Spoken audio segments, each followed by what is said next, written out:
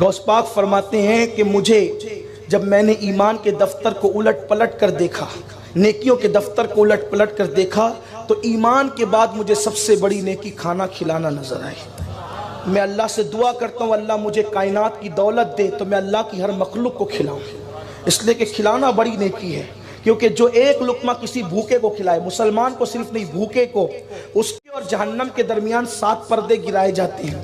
ایک پردے سے دوسرے پردے کا فاصلہ 1000 سال کا ہوتا ہے، یعنی ایک لقمے پر اتنا جہنم سے دور کر دیا جاتا ہے 7000 سال کے فاصلے پر۔ پیٹ بھر کے کھلانے پر کیا ہوگا؟ جو آج لوٹ مار کر کے کھا رہے ان کو پتہ نہیں ہے کہ کھانے کی فضیلت نہیں ہے، کھلانے کی فضیلت ہے، اس لیے کہ کھاؤ تو بدبو بنتا ہے، کھلاؤ تو جنت کا مزدہ ملتا ہے۔ اس لیے اللہ والوں کو کھانے کی فکر کم ہوتی تھی، کھلانے کی فکر زیادہ ہوتی تھی۔ اسی لیے آپ دیکھیں جس ولی کے آستانے پہ جائے آپ کو لنگر ہی ملے گا، کھلانے کا معاملہ ملے گا۔ غوث پاک کے یہاں لنگر، غریب نواز کے یہاں لنگر، صابر پاک کے یہاں لنگر۔ اور میرے صابر نے تو یہ شان کی 12 سال بھوکے رہ کر دوسروں کو کھلایا۔ اللہ اکبر! رہ کے فاقے میں غریبوں کو کھلانے والے ایسے ہوتے ہیں محمد کے گھرانے والے۔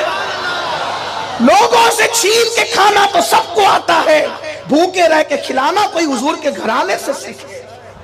یہ صابر پاک نے کیا ہے۔ اللہ اکبر! تو غوث پاک یہاں کھانے کی بڑی فراوانی تھی، بہت فراوانی تھی۔ لنگر تقسیم ہوتے تھے، لوگ کھاتے ہی رہتے تھے، اور لنگر میں بھی چھوٹی موٹی چیز نہیں پکتی تھی۔ یہاں بھی ایک بات تھوڑی کہنا چاہتا ہوں، برا نہیں مانے تو۔ بیٹے کی شادی میں 80 روپے والے چاول پکتے ہیں، لیکن نیاز کریں تو بولتے ہیں سستے والا چاول ذرا لائیں، اس پہ بھی نیاز ہو جاتی ہے۔ لیکن آپ آنے والوں کو کیوں دیکھتے ہیں؟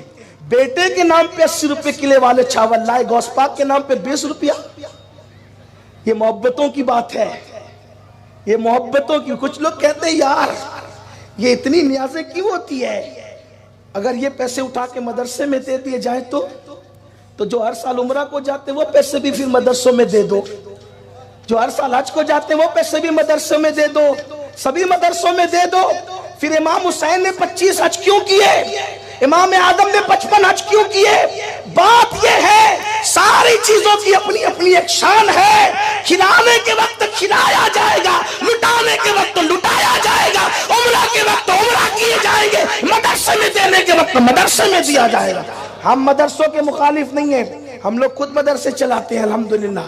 یہ آپ برکات خواجہ کی برکتیں دیکھ رہے ہیں، گلشن اجمیر کا گلشن دیکھ رہے ہیں۔ سنی دعوت اسلامی کے 60 سے زیادہ مدرسے ہیں پورے ملک ہندوستان میں، ہمارے امیر کی سرپرستی میں 60 سے زیادہ دارالعلوم چلتے ہیں، لیکن جو ہیں سب نیکی کی خوشبو الگ الگ ہے۔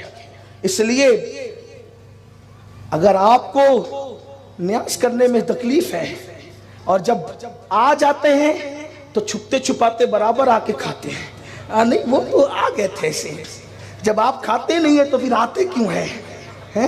اور کچھ لوگ اتنے کٹر ہے، کہتے ہیں نہیں ہم تو فاتحہ کا نہیں کھاتے۔ ہم کہتے ہیں ہاں ضرور نہیں کھاتے ہو اور نہ کھاؤ گے فاتحہ کا، کہ نہیں وہ دیگ والا کھاتے فاتحہ والا نہیں کھاتے۔ کیوں نہیں کھاتے؟ اللہ کے رسول نے فرمایا جس کھانے پہ بسم اللہ پڑھا جاتا ہے وہ شیطان پہ حرام ہو جاتا ہے۔ ارے ایک بسم اللہ پڑھی تو شیطان نہیں کھا سکتا، چاروں کل پڑھی۔